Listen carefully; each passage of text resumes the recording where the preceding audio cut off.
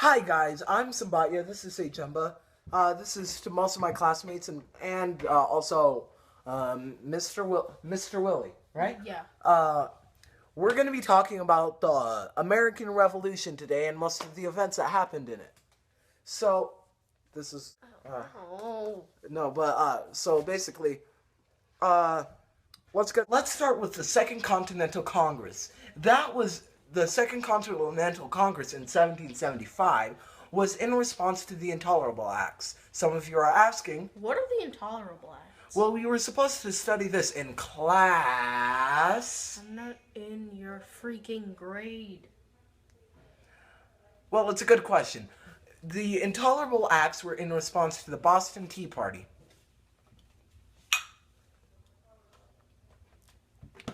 Which was in response to the which was in response to the tea tax / tea acts. It doesn't really matter, but basically they stopped the intolerable acts stopped like all communication in and out of Boston, all court. Okay, back to the Second Continental Congress. All of the states were there, and they were pretty divided. Half of the states were like, Dude, make an army. the other half were like, No, keep the peace. so it was pretty fairly divided, and they decided to do both in the end. They created the Continental Army, and they also sent a bunch of letters to the king, and the king was like, "No, I am your king. I do not take your orders." But that's it for the Second Continental Congress. So, on March 1775, on the exact same day that the Second Continental Congress got together, this guy called Ethan Allen decided to go invade Fort Ticonderoga. And basically, it was in the middle of the night with 85 guys. The British kind of surrendered, and me and my brother are going to spoof it.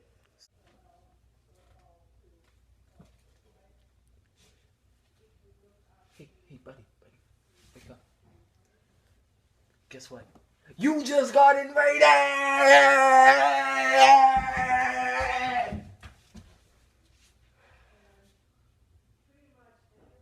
What?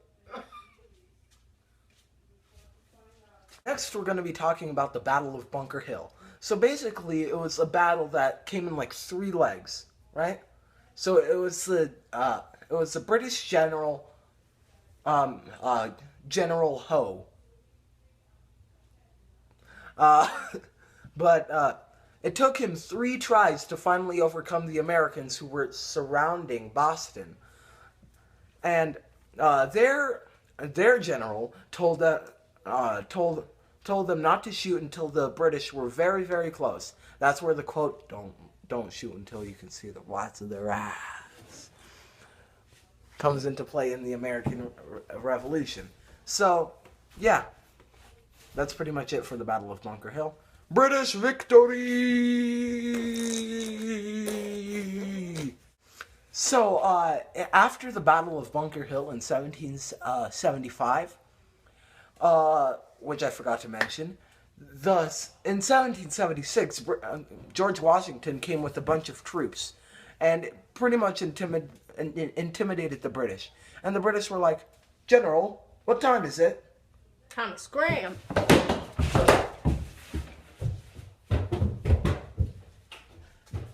And that's how they left Boston and never returned. So after George Washington got the British out of Boston, there were 2 generals, Richard Montgomery and Benedict Cumberbatch? close, Benedict Arnold.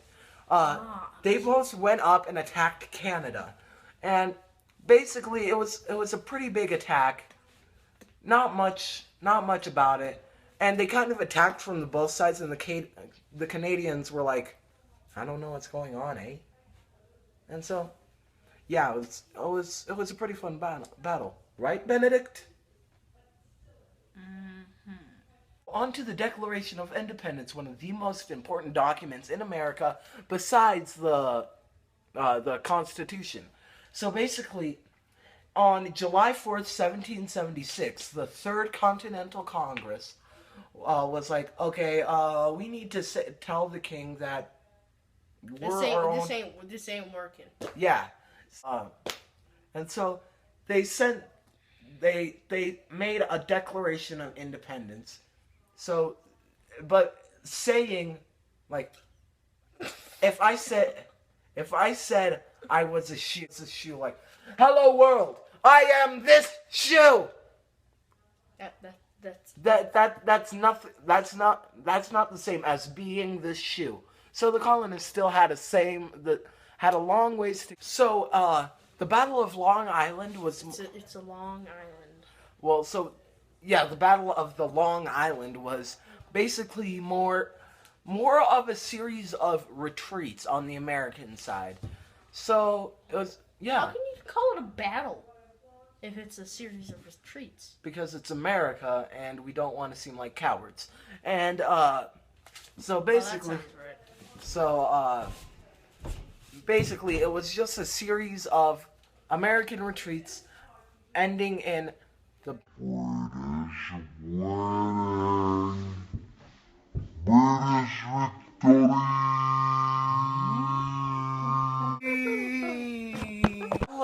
The Battle of Trenton wasn't that much of a battle since the colonists had the complete advantage. It was very cold, and George Washington actually forced his men, some of which were barefoot, to walk through 3 feet of snow up to Trenton, and he pretty much won the entire battle then. God, that sucks. Yeah, I know. He wasn't. George Washington was a really strict leader. So yeah. This is the Battle of Princeton, and this is where they had the German mercenaries fighting for the British. And have you ever seen the movies where they have this kid who sneaks out of the house, and to trick his parents, he puts pillows in his bed? Yeah, I've seen a lot of stuff like that. Basically, George Washington did that except for an entire camp. So when the British came in the morning, they just found a completely empty camp, and then all of a sudden they got attacked from behind. So that's how George Washington took over Princeton. So yeah, that's pretty crazy, right? Well, it worked. Yeah. Metro Philadelphia was pretty much a misguided attempt by George III. Like King George III, right? Yeah. And he was like, okay, I'm gonna go attack Philadelphia. He ended up capturing it, but he really delayed the next attack that was planned by actually one of the better generals, and really kind of lost the Battle of Saratoga. What's the Battle of Saratoga? That's what we're going to be getting to next. The Battle of Saratoga was planned by a British general, and basically his plan was to go and attack New York, like flanking them from all sides. They would have their ships come up around New York. So New York was an island? Manhattan. Oh, Manhattan. That's an island?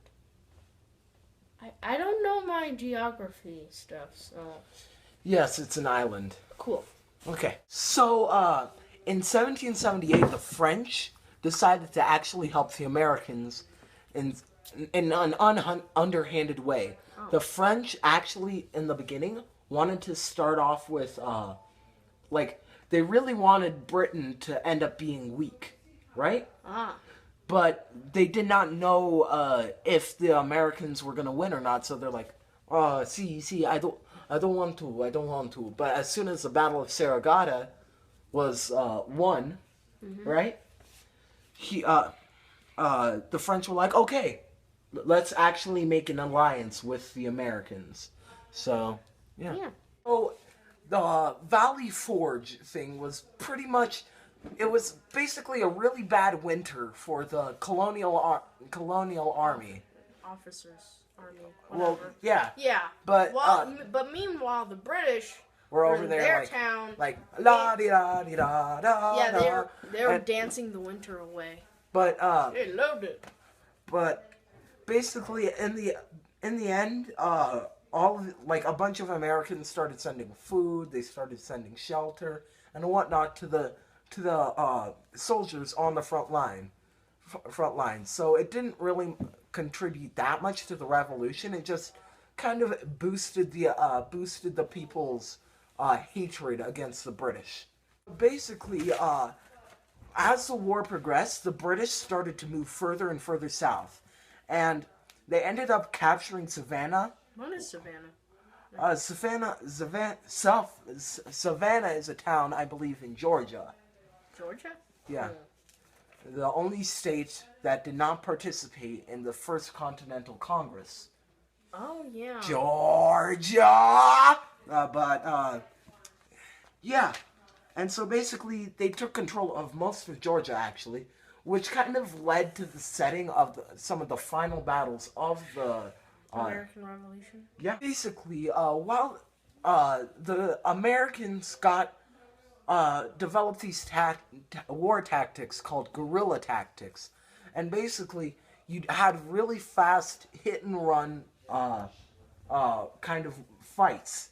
It wasn't no more of like the normal thing where they would stand in a line just like shot one, prepare, fire, and then little break, and now it was your turn to go. Shot two, prepare, fire. Right? It was more like war as we see it today. Nothing is organized, kind of very chaotic. It threw the British off. And the guy who instated it, his name was Francis Morion. And that's how he got the name of Swamp Fox. So, the Battle of Cowpens was basically one of the final battles. It had General Nathaniel Greene, with Greene.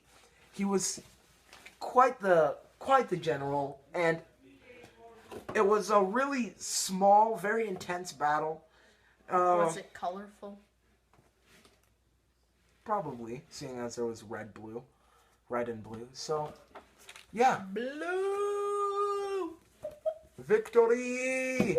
Colonial victory!